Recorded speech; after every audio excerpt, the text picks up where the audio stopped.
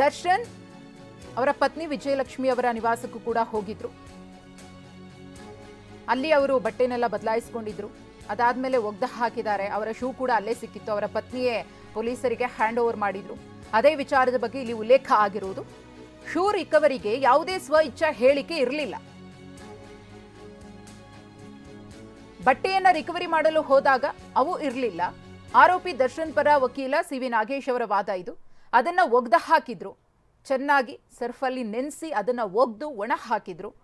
ಅದಾದ್ಮೇಲೆ ಆ ಬಟ್ಟೆಯನ್ನ ರಿಕವರಿ ಮಾಡ್ಕೊಂಡ್ರಲ್ಲ, ಆಗ ಅದರಲ್ಲಿ ರಕ್ತದ ಕಲೆ ಇದೆ ಅಂತ ಹೇಳಿದ್ರಲ್ಲ, ಅದು ಯಾವ ಥರ? ಒಗ್ದು ಒಣ ಹಾಕಿ ನೀಟ್ ಆದ್ಮೇಲೆ ಆ ಬಟ್ಟೆಯ ಮೇಲೆ ರಕ್ತದ ಕಲೆ ಬರುವುದಕ್ಕೆ ಹೇಗೆ ಸಾಧ್ಯ ಅಂತ ಕೇಳಿದ್ದಾರೆ. ಒಂದು ವೇಳೆ FSL ರಿಪೋರ್ಟ್ನ ಒಂದಷ್ಟು ವಿಚಾರಗಳನ್ನ ಇಟ್ಕೊಂಡು ಕೂಡ ಇಲ್ಲಿ ಪೊಲೀಸರು ಹೇಳಿರಬಹುದು. ಈ ಕುರಿತು ಮತ್ತಷ್ಟು ಮಾಹಿತಿಯನ್ನು ಕೊಡ್ತಾರೆ ನಮ್ಮ ಪ್ರತಿನಿಧಿ ಜಗದೀಶ್, ನೇರ ಸಂಪರ್ಕದಲ್ಲಿದ್ದಾರೆ. ಜಗದೀಶ್, ಪ್ರಬಲವಾಗಿ ಇಲ್ಲಿ ಸಿ.ವಿ. ನಾಗೇಶ್ ಅವರು ದರ್ಶನ್ ಪರವಾಗಿ ವಾದ ಮಂಡನೆಯನ್ನ ಮಾಡ್ತಿದ್ದಾರೆ. ಶತಾಯ ಗತಾಯ ದರ್ಶನ್ರಿಗೆ ಜಾಮೀನನ್ನ ಕೊಡಿಸಬೇಕು ಅನ್ನೋದೇ ಅವರ ಉದ್ದೇಶ ಅನ್ನೋದು ಇಲ್ಲಿ ನಮಗೆ ಕಂಡು ಬರ್ತಾ ಇದೆ. ಹೇಗೆ ನಡೀತಾ ಇದೆ ವಾದ ಅಂತ?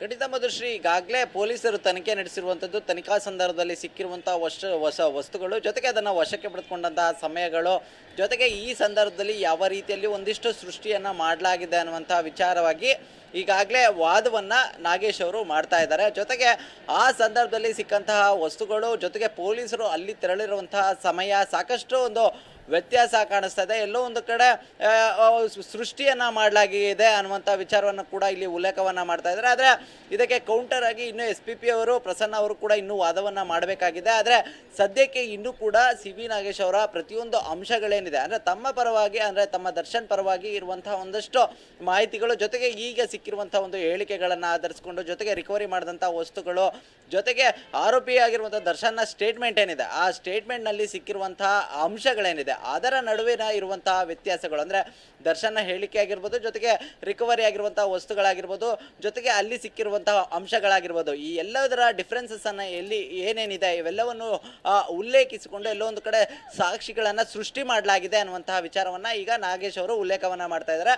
ಈಗ ವಾದ ಇನ್ನೂ ಕೂಡ ಮುಂದುವರೆದಿದೆ. ಈಗ ಮುಂದುವರೆದಂತಹ ಹಂತದಲ್ಲಿ ಮೊದಲನೇದಾಗಿ ಸ್ಪಾಟ್ ಮಹಾಜಾರ್ನ ಸಂದರ್ಭದಲ್ಲಿ ಇರುವಂಥದ್ದು, ಜೊತೆಗೆ ಏನು ದರ್ಶನ ಹೇಳಿಕೆ ಆಧರಿಸಿಕೊಂಡು ತೆರಳದಂಥ ನಂತರದಲ್ಲಿ ಅಲ್ಲಿ ಪಂಚನಾಮೆಯನ್ನು ಮಾಡಿಕೊಳ್ಳಾಗಿರುವಂಥದ್ದು, ಜೊತೆಗೆ ಅಲ್ಲಿ ಸಿಕ್ಕಿರುವಂಥ ವಸ್ತುಗಳೇನಿವೆ ಅವೆಲ್ಲವೂ ಕೂಡ ದರ್ಶನ ಹೇಳಿಕೆಯ ನಂತರದಲ್ಲಿ ವಶಕ್ಕೆ ಪಡೆಯಲಾಗಿದೆ ಅನ್ನುವಂಥ ವಿಚಾರಗಳನ್ನು ಕೂಡ ಉಲ್ಲೇಖ ಮಾಡಿರುವಂಥದ್ದು. ಈಗ ವಾದ ಮುಂದುವರೆದು ಈಗ ಪ್ರಮುಖವಾಗಿ ದರ್ಶನ್ ಧರಿಸಿದಂತಹ ಬಟ್ಟೆ ಆಗಿರ್ಬೋದು, ಜೊತೆಗೆ ಆತ ಧರಿಸಿದಂತಹ ಏನು ಶೂ ಏನಿತ್ತು ಅನ್ನುವಂಥದ್ದನ್ನು ಪೊಲೀಸರು ಉಲ್ಲೇಖ ಮಾಡಿರುವಂಥದ್ದು. ಆದರೆ ದರ್ಶನ್ ಹೇಳಿಕೆಯಲ್ಲಿ ಅವರು ಶೂ ಅನ್ನ ಬಳಸಿರಲಿಲ್ಲ, ಬದಲಾಗಿ ಚಪ್ಪಲಿಯನ್ನ ಬಳಸಿದ್ರು ಅನ್ನುವಂತ ನಿಟ್ಟಲ್ಲಿ ಹೇಳಿಕೆಯನ್ನ ನೀಡಿದ್ದಾರೆ. ಆದ್ರೆ ಓಕೆ, ಹಾಗೆ ಸಂಪರ್ಕದಲ್ಲಿ ಜಗದೀಶ್ ಮಾಹಿತಿಯನ್ನ ಪಡಿತೀನಿ.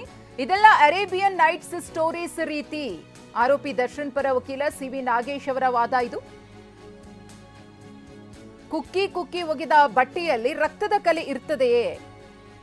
ಜೂನ್ 9ರಂದೇ ಬಟ್ಟೆಗಳನ್ನ ಒಗೆದಿದ್ದಾರೆ ಎಂದು ವಾದವನ್ನ ಮಂಡನೆ ಮಾಡಿದ್ದಾರೆ. ಬಟ್ಟೆಯನ್ನ ನೀಟಾಗಿ ವಾಶ್ ಮಾಡಿದ್ದಾರೆ. ಆ ಒಂದು ವಾಶ್ ಮಾಡಿದಂತಹ ಬಟ್ಟೆಯಲ್ಲಿ ರಕ್ತದ ಕಲೆ ಇರುವುದಕ್ಕೆ ಹೇಗೆ ಸಾಧ್ಯ? ರಕ್ತದ ಕಲೆ ಇತ್ತು ಅಂತ ಪೊಲೀಸರು ಹೇಳ್ತಿದ್ದಾರಲ್ಲ, ಏನಿದರ ಅರ್ಥ? ಇದು ಸಿ.ವಿ. ನಾಗೇಶ್ ಅವರ ವಾದ ಮಂಡನೆಯ ವೈಖರಿ. ಇದೆಲ್ಲವೂ ಕೂಡ ಎಲ್ಲೋ ಒಂದು ಕಡೆ ಕಥೆಗಳು, ಕಟ್ಟುಕಥೆಗಳ ರೀತಿಯಲ್ಲಿ ಭಾಸವಾಗ್ತಿದೆ ಅಂತ ಹೇಳಿ ಸಿ.ವಿ. ನಾಗೇಶ್ ಅವರು ವಾದವನ್ನ ಮಂಡಿಸ್ತಾ ಇದ್ದಾರೆ. ಇನ್ನು ದರ್ಶನ್ ರವರ ಮನೆಯಲ್ಲಿ ವಶಕ್ಕೆ ಪಡೆದಂತಹ ವಸ್ತುಗಳು, ಹಾಗೆಯೇ ಪವಿತ್ರ ಗೌಡ ಮನೆಯಲ್ಲೂ ಕೂಡ ಮಹಜರು ಆಗಿತ್ತು. ಆಗಲೂ ಕೂಡ ಒಂದಷ್ಟು ವಸ್ತುಗಳು ಸಿಕ್ಕಿತ್ತು. ಅದರಲ್ಲೂ ರೇಣುಕಾಸ್ವಾಮಿ ಹತ್ಯೆ ನಡೆದಂತಹ ದಿನ ಆರೋಪಿಗಳು ಧರಿಸಿದಂತಹ ಬಟ್ಟೆಗಳನ್ನು ಸೀಸ್ ಮಾಡಿದ್ರಲ್ಲ, ಆ ಬಟ್ಟೆ ಇರಬಹುದು, ಆ ಶೂಸ್ ಇರಬಹುದು, ಚಪ್ಪಲಿ ಇರಬಹುದು, ಅಲ್ಲಲ್ಲಿ ಆ ಒಂದು ಪಟ್ಟಣಗೆರೆ ಶೆಡ್ನ ಮಣ್ಣು ಹಾಗೆಯೇ ರೇಣುಕಾಸ್ವಾಮಿಯ ರಕ್ತ ಇರೋದು ಕೂಡ ಕಂಡು ಬಂದಿತ್ತು. ಆ ವಸ್ತುಗಳನ್ನು FSLಗೂ ಕೂಡ ಕಳುಹಿಸಿಕೊಡಲಾಗಿತ್ತು.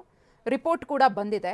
ಅದರ ಹೊರತಾಗಿ ದರ್ಶನ್ರ ಬಟ್ಟೆಯನ್ನ ಸೀಸ್ ಮಾಡಿದ್ದೀವಿ ಅಂತ ಹೇಳಿ ಪೊಲೀಸರು ಹೇಳಿದ್ರಲ್ಲ, ಅದರಲ್ಲಿ ರಕ್ತದ ಕಲೆ ಇತ್ತು ಅಂತ ಅವರು ಉಲ್ಲೇಖ ಮಾಡಿದ್ರಲ್ಲ, ಅದು ನಂಬೋದಕ್ಕೆ ಅಸಾಧ್ಯವಾದ ಮಾತು ಅಂತ ಹೇಳಿ ಸಿ.ವಿ. ನಾಗೇಶ್ ಅವರ ವಾದ ಮಂಡನೆ. ಯಾಕಂದ್ರೆ ದರ್ಶನ್ ರವರ ಬಟ್ಟೆಯನ್ನ ಚೆನ್ನಾಗಿ ಒಗ್ದು ಹಾಕಿದ್ರು. ಒಗೆದಂತಹ ಬಟ್ಟೆಯಲ್ಲಿ ರಕ್ತದ ಕಲೆ ಬರುವುದಕ್ಕೆ ಹೇಗೆ ಸಾಧ್ಯ? ಆ ಒಗೆದಂತಹ ಬಟ್ಟೆಯನ್ನೇ ತೆಗೆದುಕೊಂಡು ಹೋಗಿ ಪೊಲೀಸರು FSLಗೆ ಪರೀಕ್ಷೆಗೋಸ್ಕರ ಕೊಟ್ರ. FSL ಅಂದರೆ ಪ್ರತಿಯೊಂದು ಇಂಚಿಂಚು ವಿಚಾರಗಳನ್ನು ಕೂಡ ಚೆಕ್ ಮಾಡ್ತಾರೆ. ಅದರಲ್ಲಿ ರಕ್ತದ ಕಲೆ ಪತ್ತೆಯಾಗಿದೆ ಅಂತ ಹೇಳಿ FSLನಿಂದ ರಿಪೋರ್ಟ್ ಕೈ ಸೇರಿದ ಮೇಲೆ ಅದನ್ನು ಕನ್ಫರ್ಮ್ ಮಾಡಿಕೊಂಡೇ ಪೊಲೀಸರು ರಕ್ತದ ಕಲೆ ಇತ್ತು ಅನ್ನೋದನ್ನು ಹೇಳಿದ್ರ. ಇದೆಲ್ಲವೂ ಕೂಡ ಒಂದಷ್ಟು ಗೊಂದಲದ ಗೂಡಾಗಿದೆ ಅಂತ ಹೇಳಿ CV ನಾಗೇಶ್ ಅವರು ವಾದ ಮಂಡನೆಯನ್ನ ಮಾಡ್ತಿದ್ದಾರೆ. ಅದರ ಜೊತೆಗೆ ತಮ್ಮ ಕಕ್ಷಿದಾರ ಅಂದ್ರೆ ಆರೋಪಿ ದರ್ಶನ್ ಈ ಪ್ರಕರಣದಲ್ಲಿ ಮುಗ್ಧ ಅನ್ನೋದನ್ನ ಸಾಬೀತುಪಡಿಸುವಂತಹ ಕೆಲಸವನ್ನ ಇಲ್ಲಿ CV ನಾಗೇಶ್ ಅವರು ಮಾಡ್ತಿರೋದು.